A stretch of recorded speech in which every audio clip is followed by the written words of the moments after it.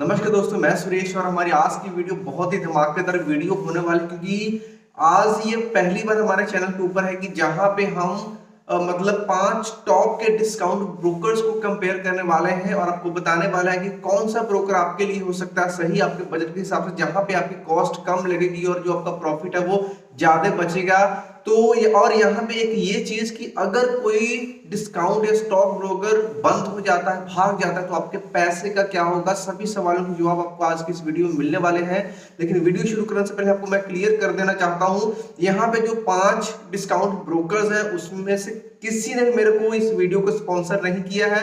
ये वीडियो सिर्फ मेरे अपने पर्सनल व्यूज है, मैं अपने एक्सपीरियंसेस शेयर करने वाला हूँ इस वीडियो में, बिल्कुल विद प्रूफ। और यहाँ पे जो हमारे कंपैरिजन के जो फैक्ट्स यहाँ पे होने वाले हैं वो ये है कि हम सभी के ब्रोकरेजेस को कैलकुलेट करेंगे इंट्राडे में, डिलीवरी में, फ्यूचर्स एंड ऑप्शंस में, और साथ में हम इन्हीं जो भी ब्रोकर्स हैं इनके अपने खुद के कैलकुलेटर्स को यूज करके हम सिंपल एक 1000 की बाइंग और 1000 की अगर सेल, मतलब 2000 टर्नओवर वाले स्टॉक्स को अगर हम डील करते हैं इंट्राडे में, तो हमारी क्या कॉस्ट पड़ेगी। हम इन मतलब 5 ब्रोकर्स इनके खुद के कैलकुलेटर्स पे कंपेयर करेंगे और साथ में फिर हम देखेंगे किसके ऊपर कितनी ज्यादा यहाँ पे कॉस्ट आ रही है। और इस वीडियो को आगे बढ़ने से पहले ये भी बता देता हूँ कि जो मेरे पास जो मेरे अकाउंट्स खुद के पर्सनल ओपन हुए हैं वो ज़ेरोधा के साथ मेरा अपना डीमैट अकाउंट है, एंजल ब्रोकिंग के साथ भी है, 5 पैसा के साथ भी है मेरा, और हाल फिलहाल मैंने फिनवेशिया के साथ भी ओपन किया है।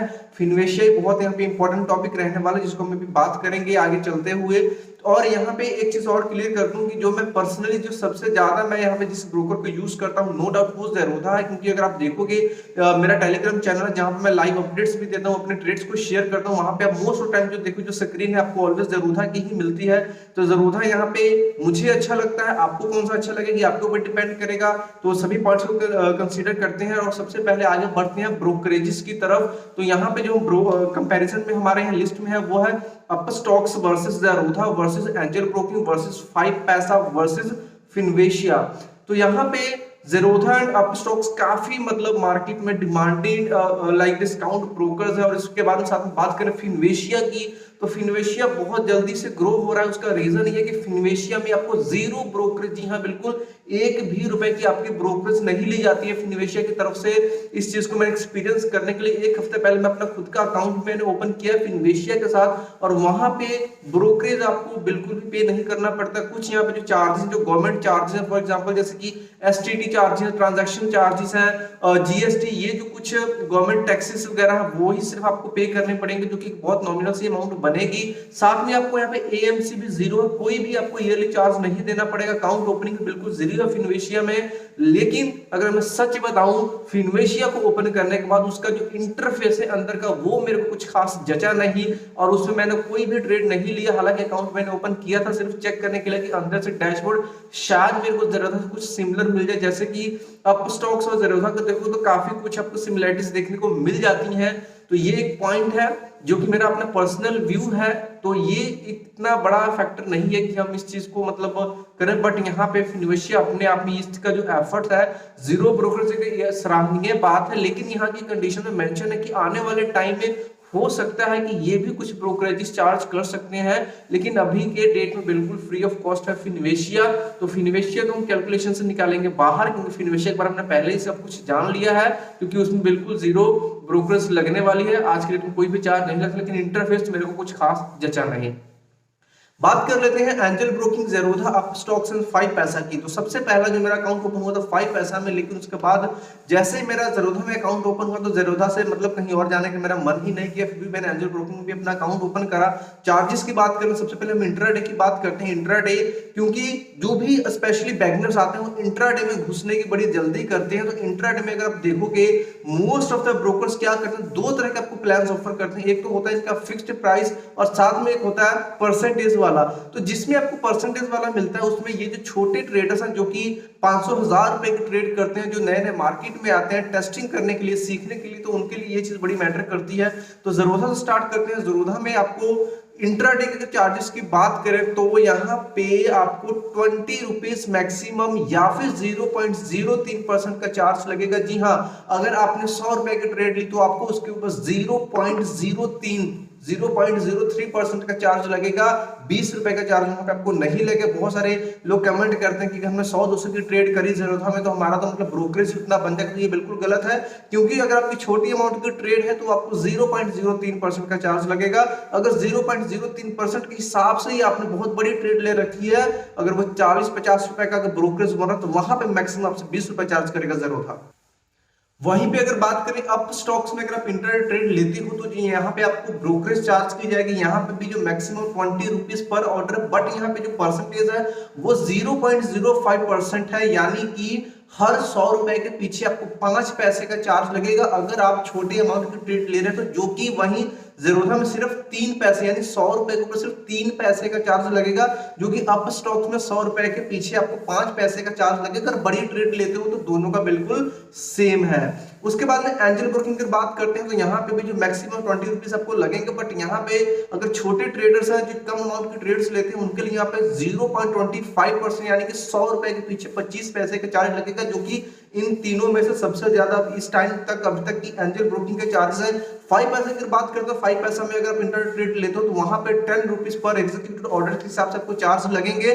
तो उसके बाद में फिनवेशिया की बात हम कर चुके हैं, बिल्कुल जीरो है, चाहे वो इंट्राडे है चाहे डिलीवरी है। उसके बाद में बात करेंगे हम इन पांचों ब्रोकर्स की तरफ, डिलीवरी की तरफ चलेंगे। तो डिलीवरी में शेयर्स लेते हो, यानी कि अगर आप स्टॉक को आप आज आपने खरीदा, उसको होल्ड करके रखने वाले हो, तो उसके ऊपर आपको कितने चार्जेस लगेंगे।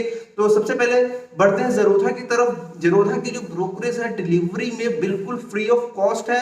अप स्टॉक्स की बात करें तो बिल्कुल free of cost, up stocks के भी जो डिलीवरी के जो ब्रोकरेज है वो बिल्कुल फ्री है, यानी कि ये दोनों ब्रोकर्स आपसे डिलीवरी स्टॉक्स के लिए कोई भी ब्रोकरेज चार्ज नहीं करते हैं।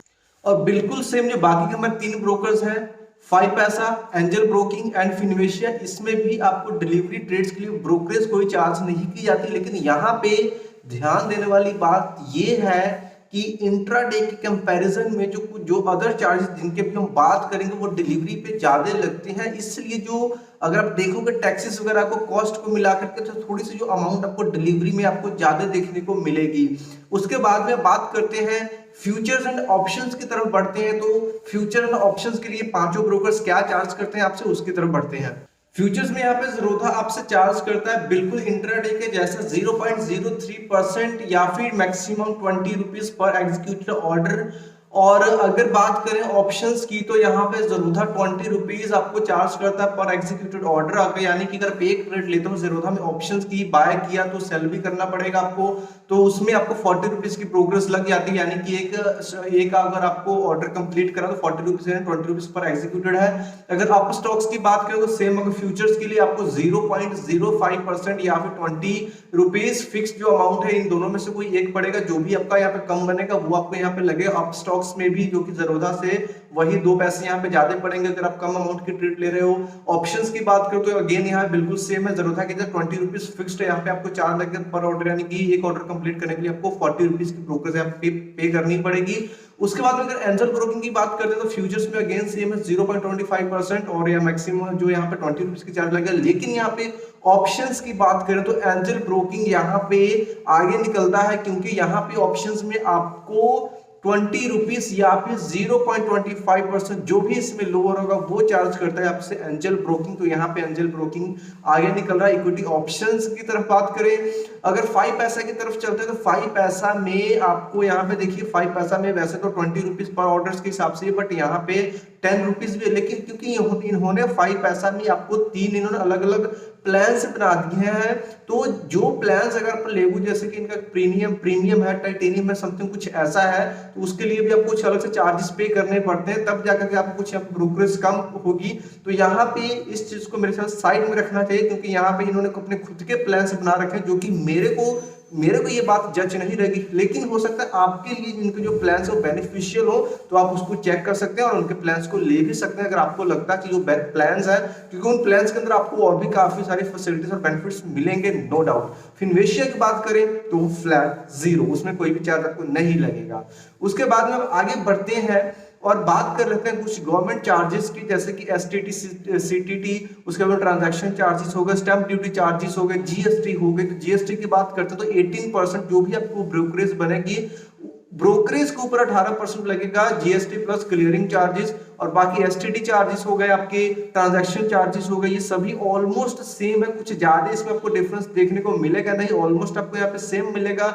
और जो स्टैंप ड्यूटी के चार्जेस है वो भी कई बार आपको स्टेट टू स्टेट थोड़ा बहुत उसमें डिफरेंस देखने को मिल सकता है। तो बाकी के जो चार्जेस इतने मतलब इंपॉर्टेंट नहीं है। तो ये जो इक्विटी के सेगमेंट के ऊपर हमने सारे के सारे कंपैरिजन किए हैं, उसके बाद में आपको रिजल्ट शो करूंगा, जो कि जैसे कि मैंने बोला था कि सेम हम 1000 की ट्रेड बाय करेंगे और 1000 को हम सेल करेंगे, तो हमारे इंट्राडे में कितनी कॉस्ट पड़ेगी, ज़ेरोधा में क्या पड़ा हमको, अपस्टॉक्स में क्या पड़ा हमको, एंजल ब्रोकिंग में क्या पड़ा हमको, 5 पैसा में क्या पड़ा हमको, और फिनवेशिया में क्या पड़ा हमको। तो हम 1000 का अगर बाय ऑर्डर प्लेस करते हैं और 1000 का सेल ऑर्डर प्लेस करते हैं, यानी कि एक ट्रेड लेते हैं, 2000 का टर्नओवर है, तो हमारी यहाँ पे ब्रोकरेज पड़ रही है इंट्राडे में। ज़ेरोधा की बात करें तो ज़ेरोधा में 82 पैसा आपको यहाँ पे पड़ रहे हैं। अब स्टॉक्स की बात करें तो आपको 1 रुपए 57 पैसे, यानी कि मोटा मोटी आप 1.5 रुपए बोल सकते हो, जो कि ज़ेरोधा से ज्यादा है। एंजल ब्रोकिंग की बात करें तो वहां पे इनकी जो कैलकुलेशन जो मैंने चेक करी, बाय डिफॉल्ट इनका जो फिक्स्ड प्राइस है उसके हिसाब से इन्होंने ब्रोकरेज कैलकुलेट कर रहे हैं, जो कि अमाउंट काफी बन रही है। तो नॉर्मली आपको यहाँ पे हम इसको 6 to 7 रुपीज के समथिंग आसपास बन सकता है।